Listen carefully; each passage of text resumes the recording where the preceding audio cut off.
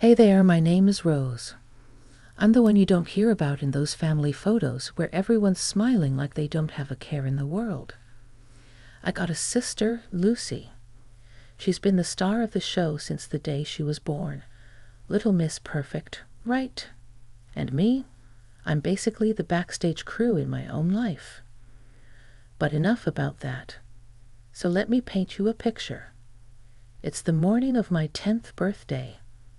I'm at the breakfast table, thinking maybe today things will be different. Dad's munching on his toast, buried in a newspaper. Mom's fluttering around, and Lucy's there, eyes all wide and innocent. I'm waiting for some pancakes, maybe a happy birthday. You know, the usual birthday jazz. That's when Lucy, all sweet-like, starts to cry. Through her tears, she goes, "Rose pushed me and I hurt my knee." I'm standing there, jaw on the floor. What? No, I didn't. But Dad just peers over his paper, frowning like I'd spilled his coffee. And Mom, well, she's already knee-deep in Band-Aids for Lucy. "You've got to be kinder to your sister, Rose," Mom lectures. No room for buts. "But you hurt your mom," Dad cuts in. And just like that, end of story. No pancakes. Lucy's whimpering turns into a sly grin the moment they're not looking. Birthday cancelled on account of sibling drama, courtesy of yours truly. Fast forward to Christmas that year. I wake up thinking maybe this time I'll score some decent loot. We're around the tree, and Lucy's tearing through her presents like a tornado. New foam and fancy threads. I find my name on a package, rip it open, socks and some dollar store alarm clock. I mean, come on. Later, I'm sitting on the porch, skipping rocks on the sidewalk. Grandma Joan finds me there, hands me a cup of hot cocoa, like she always does when the world gives me the cold shoulder. "Thanks, Grandma." I manage, trying not to sound as grumpy as I felt. High school was no different. Lucy had the looks, the friends. I had acne and a job at Sal's Pizzeria. Worked my tail off, got those grades, and I'm thinking, this is going to be my ticket out. Right there's this one night senior year. College brochure is spread out on the kitchen table like a bad hand of cards. Dad's fixing the sink, Mom's doing her Sudoku, and I'm about to lay my cards down, tell them about the colleges wanting to throw scholarships my way. There's this college outstate, Dad says straight off, not even looking up. We're looking at community options. I shoot a look at Mom for some backup. She doesn't look up from her puzzle. "We're saving for your sister's college fund." That's when Grandma Joan steps in, real quiet. She talks to Dad first, then Mom. It's not pretty, but when she's done, she's got that check for me, pressed it into my hand like a secret handshake. "Make it count, kiddo," she says, eyes all fierce. And that was it. That check was my golden ticket, my ride far away from socks, alarm clocks, and Lucy's messes. Out of the circus, just like Joan said. As soon as my feet hit the campus of that outstate college, it was like I could finally breathe. No more Lucy, no more comparisons, no more feeling like an afterthought. I was my own person here, and that was all kinds of liberating. So yeah, I dug into those law books like they were the only things keeping me grounded. I was at the library more than I was at my own dorm room, came to know every coffee stain on those tables like they were my personal constellation of caffeine. But it wasn't all smooth sailing. Money was tight. I remember this one time at the campus grocery store, counting coins from my pocket for a week's worth of ramen. The cashier was tapping her nails, looking bored out of her mind. "You going to pay or what?" she drawled, popping her gum. I was a dime short, a freaking dime. "Hold on," I mumbled, searching my pockets for a coin. Now wasn't there? That's when this guy behind me sighed loudly and threw a quarter on the counter. "Here, keep the change," he grunted, embarrassing. "Yeah, you bet." But it was also the day I met Mike, who turned out to be a fellow lost student and a bit of a smartass, a friend, something I hadn't had a lot of in the grind between classes and part-time jobs. Mike and I stuck together. He was as plain-spoken as they come, didn't have patience for show-offs or slackers. Wasn't the type to sugarcoat feedback on my mock trial performances either. "You got to stop sounding like you're asking permission to be fierce," he'd say. "You know this stuff, Rose. Act like it." And I took that to heart. By the time I was sitting for the Bard exam, I felt like I was carving my own path, laying down the law, you know. I wasn't Rose Lucy's sister. I was just Rose, soon to be Rose Esquire at the firm. Things were different. I had to prove myself again, but this time it was on my own terms. The partners, they were a mixed bag, some welcoming, some wary of the new blood. I remember being cornered by one of the senior partners, Bill, during my first week. "So you're Joan's granddaughter," he stated more than asked, eyebrows up like he discovered gold. "Yeah, how'd you know?" I was wary, keeping my answers short and my guard up. "Joan and I fought in the same trenches once. She mailed me your resume, said you had grit." I'd have groaned if it didn't feel like a small victory. Grandma Joan, still my one-woman fan club. In that firm, I made it known I wasn't there to ride anyone's coattails. I worked cases like they were puzzles only I could solve. In the courtroom, it was another world. I wasn't the kid sister or the overlooked daughter. I was fierce. Mike's words came back to me about not asking for permission. If the glove doesn't fit, I'd say, cutting through the noise, then you must acquit. Simple, easy, nothing too fancy, to the point. It worked. So yeah, I escaped from family expectations, from always being second best. I made it on my own terms, and it felt like freedom. Hard, exhausting, but undeniably mine. It all started at the courthouse steps, where I bumped into Tom, literally, papers and apologies flying everywhere. He was there to support his buddy. I was on my first case. We laughed it off, grabbed coffee, and it turned out we could talk for hours. He was a contractor, not bothered by my legal jargon, just easygoing and genuine. Before I knew it, we were inseparable. When we decided to get married, the plan was no fuss, just us and the people we loved, sharing a good time. That plan didn't stand a chance once my family entered the picture. "It's nice," Mom would say, dabbing the corner of her eye, but her tone adding a silent but. Dad just patted my shoulder, a silent solidarity that didn't quite warm me. And Lucy, she had to make an entrance, even if it wasn't her day. She arrived in a dress so flashy, you'd think she was the one getting married. But I bit my tongue. It was my wedding day, and I wasn't going to let her rain on my parade. At least that was the plan. Tom, he was a champ about it, meeting my sister. He just gave me that look. Wow, she doesn't hold back, does she? I wanted to bury my head in my bouquet. You have no idea. The guests started piling in, and for a moment it looked like it might actually be a good day. That's when Lucy decided she wasn't getting enough attention. "You're just going to ignore me on your wedding day." She was almost shrieking, eyes darting around, hoping someone would sympathize with her. I took a deep breath, counted to 5 in my head. I was done being the peacemaker. "Lucy, not today." "Please," she huffed, tossing her hair. "Whatever. I give it a year anyway." Mom shot me a warning glance, like it was my job to fix it, as usual. But something in me snapped. This was my day, mine and Tom's. I wasn't going to let Lucy or anyone else mess with that. "Get out," I repeated, and my voice didn't even shake. Lucy looked at me with wide eyes, kind of like she did when we were kids, and I'd finally stand up to her nonsense. "What did you just say?" "I'm done with your drama. This is my wedding, and you're not going to spoil it," she sputtered, red in the face.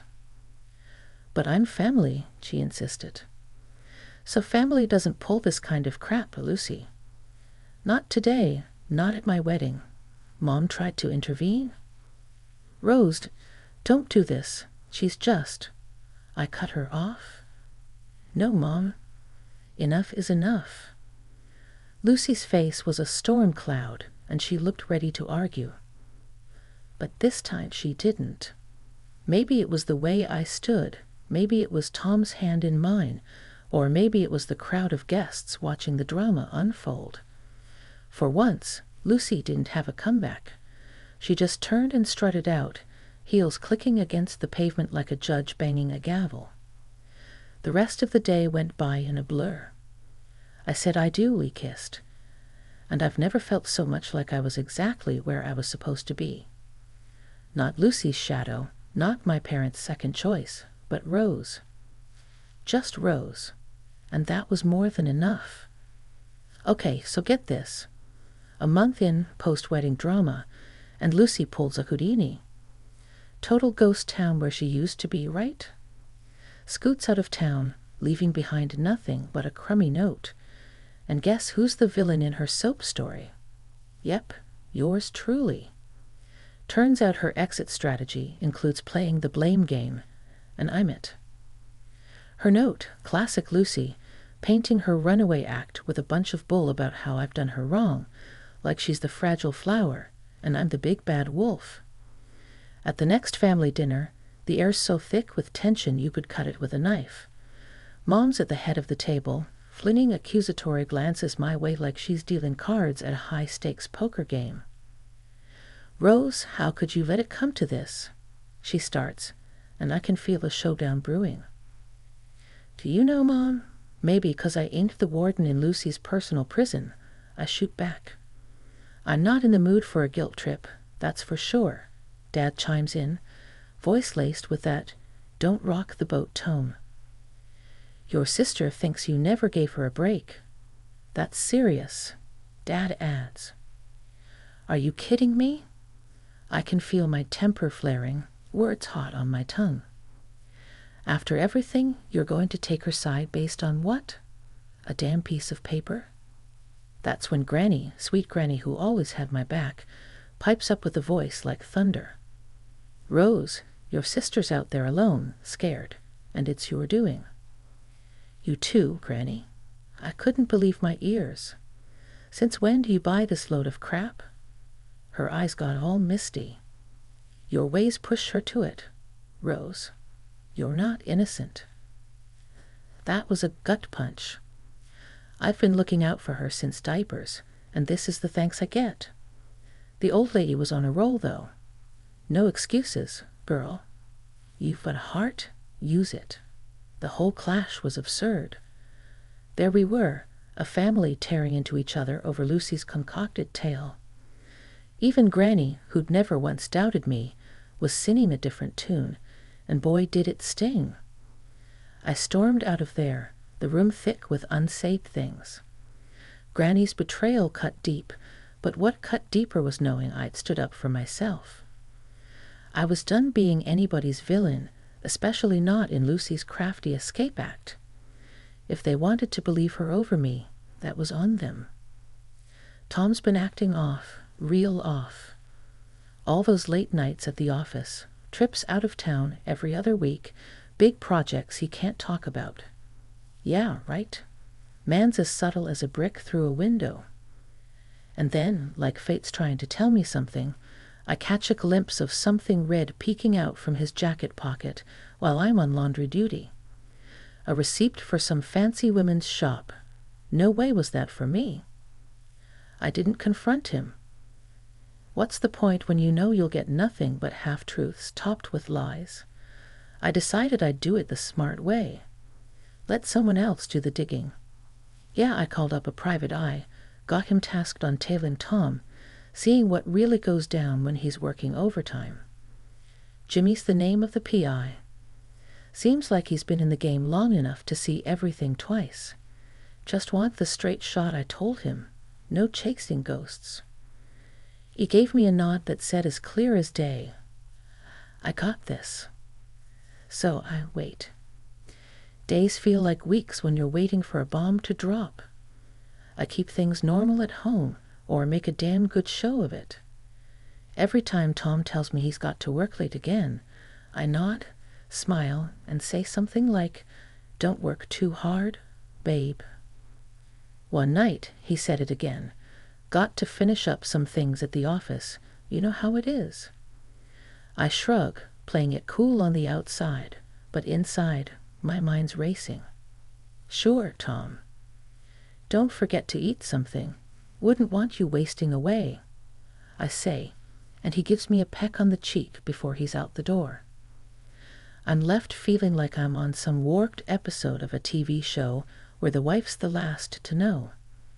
I try focusing on a book, some cooking show, but who am I kidding? My head's not in it. Instead, I'm thinking about that receipt, that damn piece of paper that feels like it's burning a hole through the fabric of our little suburban life. Finally, I get a text. Not from Tom, but from Jimmy. My stomach drops when I see his name flash up on my phone. I don't open it, not yet. Can't bring myself to. Whatever's in that message is going to turn my world upside down. Instead, I pour myself a glass of wine, let the cool liquid settle my nerves. They say ignorance is bliss, but I passed that exit miles back. I have to look. I pick up the phone, thumb hovering over the screen, and then I press. But Jimmy's text isn't the full picture. It's just to say he's on the case, got some leads. We'll know more soon. Soon, he writes. That's it then. No turning back now. Tom's little secrets are on borrowed time, and when the truth comes out, I'll be ready. There's something liberating about it, knowing that I'm no longer in the dark, playing the doting wife, smiling while something rotten's eating away at my marriage. Grandma Joan and I hadn't been seeing eye to eye recently, but the envelope stuffed with the PI's evidence was burning a hole in my bag, in my conscience. Deep down, I knew she was the only one who could give me the straight talk I needed, without sugarcoating the jagged pill I was about to swallow. I knocked on the door, and it swung open, revealing Grandma Joan with her arms folded, looking as staunch as ever. "Took you long enough," she said without a hello. I let out a breath that I had been holding in longer than I realized. "Yeah, well, I'm here now," I replied. We sat down at the kitchen table, the same one we'd shared more Sunday dinners of than I could count. But today it wasn't a warm roast that lay between us, but a file filled with photos and texts. I've got something to say. I started, but she cut me off with a sharp wave of her hand. "Save it," she said. "I can guess why you're here, and I don't need an apology." I narrowed my eyes, ready for a quarrel, but her face softened. "What's done is done. Let's just hear what you've got." So I spilled it all, every bit of it. The late nights, Tom's hold, the lies that didn't add up. "Do you have proof?" she asked, eyes piercing through me like she could see the answers scribbled across my heart. "It's all here," I said, tapping the envelope. She reached out, and I handed it over, but she didn't open it. Instead, she looked me straight in the eyes. "This doesn't change anything between us, right? Family is family." That's when it hit me. Whatever had come between us, whatever words we'd exchanged that we couldn't take back, none of it mattered now, not with this storm on the horizon. "You're right," I answered. "It doesn't change a thing. I still need you, Grandma." "Good," she grinned, but there was a seriousness in her eyes that wasn't usually there. "Because I need you too. And let me tell you, whatever's in that envelope," she tapped it and slid it back towards me, "it doesn't define who you are or what you're worth." We sat there for a while, not saying much, just being together. It felt like the air had cleared, the storm clouds were still there, but now I wasn't going to weather them alone. Later, when I went to leave, Grandma Joan gave me a tight squeeze. "You call me here? Day or night? We'll figure this out." "I will. And thanks, Grandma, for everything," I said as I walked away, the envelope heavy in my bag. I felt lighter somehow. My steps were more certain, my spine straighter. Whatever Tom was up to, whatever the PEI had uncovered, I was ready to face it with my grandma at my back. I felt like I could face just about anything. A month had whipped by, and there we were, gathered in the stiff parlor of Grandma's house. Me, Mom, Dad, and my husband, Tom. An odd quiet hung in the air as the lawyer got ready to dish out the details of the will. Just the scene you'd expect, except for the empty spot where Grandma used to be. And then, like out of some crappy soap opera, in walks my sister, Lucy, all dolled up and smirking like she's just won the jackpot on a scratch card. Mom and Dad, tears in their eyes, fuss over her like she's just returned from war, not the two-bit runaway act she'd pulled. I stayed put, my hands clenched into fists under the table. I wasn't about to give her my piece yet. She swans up to Tom, bold as brass, and plants one on him, my Tom, as if that wasn't gad-worthy enough. She starts spouting off this garbage about how she'd cooked up this whole mess, made it all happen, that Grandma would bequeath her property to me, not to the villainous Rose. Lucy gloats, thumbing at Grandma's portrait with a grin that made my blood boil. And I also took her husband away from Rose, Mom's sobbing.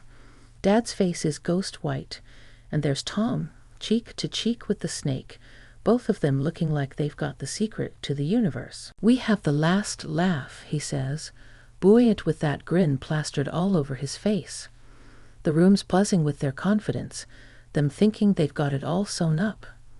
Grandma's gone, and in their mind, her house, her savings, all her bits and bobs were theirs for the taking. They didn't see me smile. The lawyer, a guy with less flair than a wet match, starts talking. So, as per Mrs. Joan Holloway's last will and testament, the lawyer drones, and here it comes. The entirety of her estate, her home, her financial assets, and her personal effects are to be left to. I already see Lucy reaching out, like she could already touch the velvet of Grandma's antique chairs. Her granddaughter, Rosemary Kendrick, the lawyer finishes with no fanfare. The silence is thick enough to cut. Mom and Dad look between me and Lucy, their tears dry, now replaced with something else. Confusion, betrayal. Finally, I break the quiet. "Well, I guess that's that, huh?" Lucy's mouth zips shut, all tight lines, and Tom, he's paler than a ghost, his eyes not meeting anyone's. You wouldn't believe the circus that unfolded after the will reading. My phone wouldn't stop buzzing, distant relatives suddenly remembering my name. But me? I kept it tight. It wasn't about the drama. It was about staying 3 steps ahead. "So, what's the plan now, Rose?" Tom asked, with that rat-like twitch of his lip, trying to sound all sweet and concerned. We were standing in Grandma's kitchen, a place where I'd shucked more corn than anyone's business. I leaned back against the counter, feeling the cool marble against my spine. "Well, Tommy boy, first up, I'm changing the locks." His eyes darted like he'd been zapped. "But what about us?" He stammered, like he hadn't been caught red-handed. I chuckled low and steady. "Us? Oh, darling, us jumped ship the moment you cozied up to my sis just to get a piece of the pie." There were papers in my handbag, crisp and just waiting for his signature. Divorce papers, my ticket out of this mess. The P.S., the snaps, the texts, the late-night calls, I had it all. My hand was stacked, and they didn't even know we were playing cards. Lucy's eyes flicked between us, sensing the shift in the air. She was like a cat that got caught sneaking upon to the fishbowl. "You can't kick him out. We have rights, rights." I arched an eyebrow, amused at her guts. "Sweetheart, after what I found out, the only right you're going to need is the right to a good lawyer." Tom's face was pale, eyes darting to the door, probably scheming his next escape. But there was nowhere for him to run, not this time. I felt the weight of the house keys in my pocket, the grooves grounding me. This was more than just a will. It was Grandma speaking from beyond, telling me to tidy up the trash that clung to her legacy. I walked over to Tom and handed him the papers. "Sign these, and we can at least pretend you walked away with a shred of dignity."